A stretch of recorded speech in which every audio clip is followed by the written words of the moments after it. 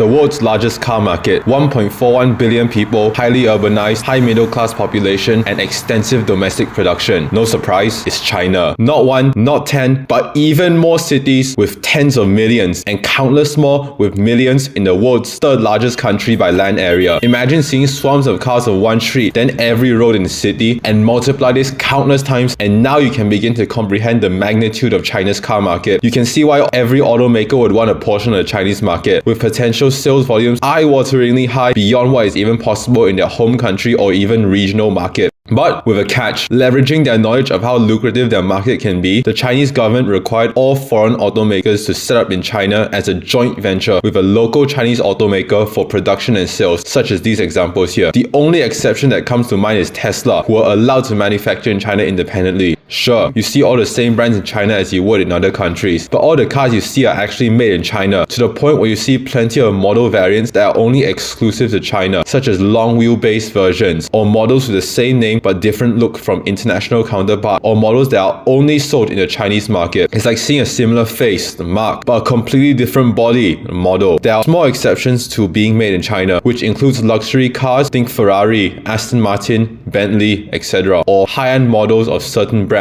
such as G-Wagon or Hellcat, or limited edition models. And speaking of local Chinese production, since the 2010s, there have been an explosion of new Chinese brands entering the market left, right, and center. Why? Through joint ventures, Chinese automakers have been gradually learning the technology from foreign firms and using this to make their own cars. These new Chinese cars are not just viable, they actually provide a cheaper and more attractive option, flooding not only the domestic market but also international, with BYD being the most famous example. Last but not least, license plates. Blue is for conventional cars and green for hybrids or EVs. Due to the sheer volume of cars in the country, unique number and letter combinations are simply not enough. Plates have to be not only split by provinces but also individual cities. The first character represents the province, while the following letter represents the city. This influences demand. When major cities like A or B, it is much harder and costlier to secure a license plate plus car, while in less populated areas like E, F or lower, cars are easy to secure and basically necessary for households. If you've watched this far for my summary of the Chinese car market, feel free to comment anything else you know, or which cars you have spotted. I would be happy to discuss more, but I have excluded because of time.